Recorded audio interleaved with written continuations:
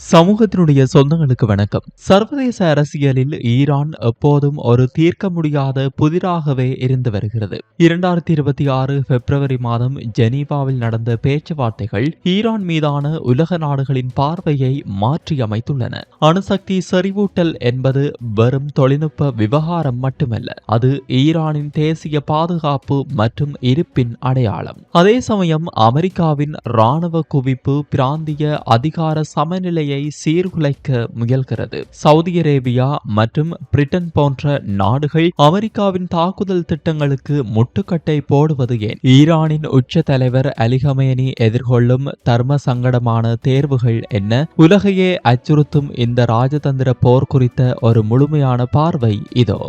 யாழ்ப்பாணத்தில் அதிஉயர்ந்த மற்றும் நவீன வசதிகளுடனான டில்கோ ப்ளூ ஓஷன் நிறுவனத்தின் மூலம் வழங்கும் யாழ் ராயல் பேலஸ்.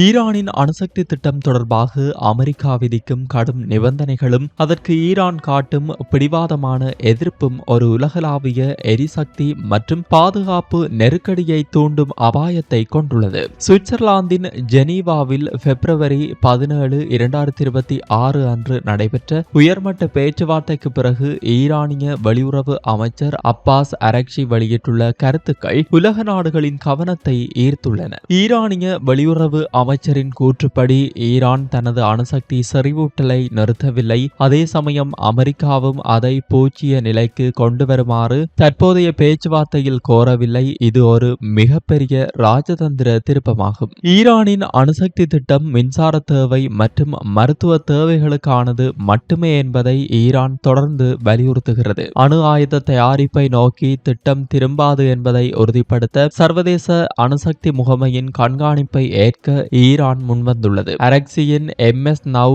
நேர்காணலில் மிக முக்கியமான அம்சம் அவரது போர் எச்சரிக்கை.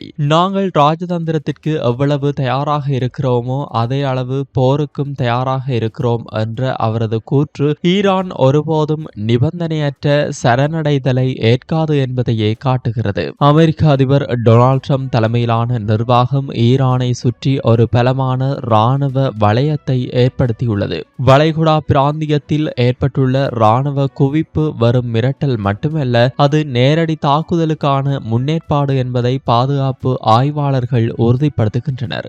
USS ஆப்ரஹாம் லிங்கன் ஈரானிய கடல் பகுதிக்கு மிக அருகில் நிலைநிறுத்தப்பட்டுள்ளது.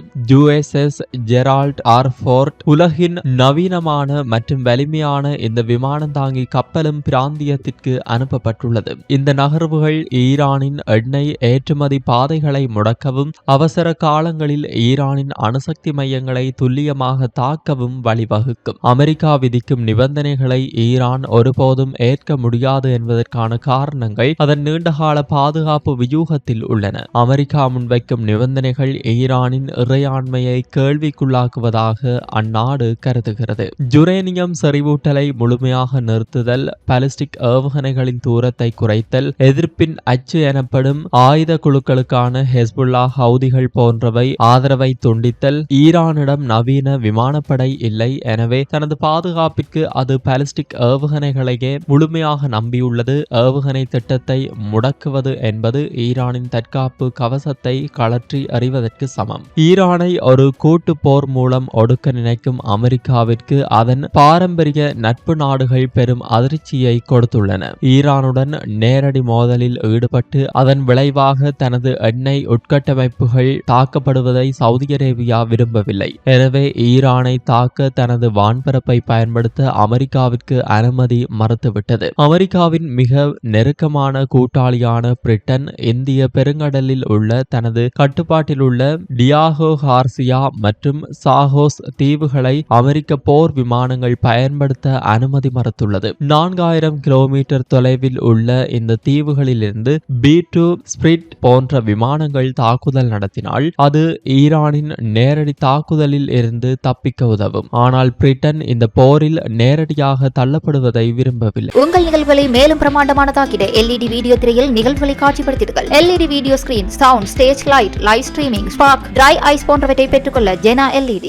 ஈரானின் உச்ச தலைவர் அலி கமேனி தற்போது ஒரு மிகப்பெரிய இக்கட்டான நிலையில் உள்ளார். 2025 மற்றும் 2026 ஆண்டின் தொடக்கத்தில் ஈரானில் வெடித்த போராட்டங்களில் ஆயிரக்கணக்கான மக்கள் கொல்லப்பட்டுள்ளனர். பொருளாதாரம் நலிவடைந்துள்ளது. பணவீக்கம் உச்சத்தில் உள்ளது. அமெரிக்காவின் தாக்குதல் நடந்தால் அது மக்கள் எழுச்சிக்கு வழிவகுக்கலாம் அல்லது அரசாங்கத்தை சுற்றி மக்களை ஒன்று திரட்டலாம். கமேனியின் பார்வையில் அமெரிக்காவின் நிபந்தனைகளை ஏற்று வியூக ரீதியாக சரணடைவது ஆட்சிக்கு ஆபத்தானது. அதைவிட ஒரு கட்டுப்படுத்தப்பட்ட சிறிய அளவிலான இராணுவ மோதல் மூலம் தனது பலத்தை நிரூபிப்பது சிறந்த தேர்வாக அவருக்கு தோன்றலாம். ஒருவேளை போர் மூண்டால் அது வெறும் 2 நாடுகளுக்கு இடையிலான போராக இருக்காது. ஹார்முஸ் நீரிணை மூடப்பட்டால் உலகளாவிய கச்சா எண்ணெய் விலை பீப்பாய் ஒன்றுக்கு $200 தாண்டக்கூடும். இஸ்ரேல் மற்றும் லெபனான் மீது ஹிஸ்புல்லா தாக்குதல் நடத்தக்கூடும். ஈரானிய தலைமை பலவீனப்பட்டால் மத்திய கிழக்கில் புதிய தீவிரவாத குழுக்கள் உருவாகும் அபாயம் உள்ளது. 2026 பிப்ரவரி மாத இறுதியில்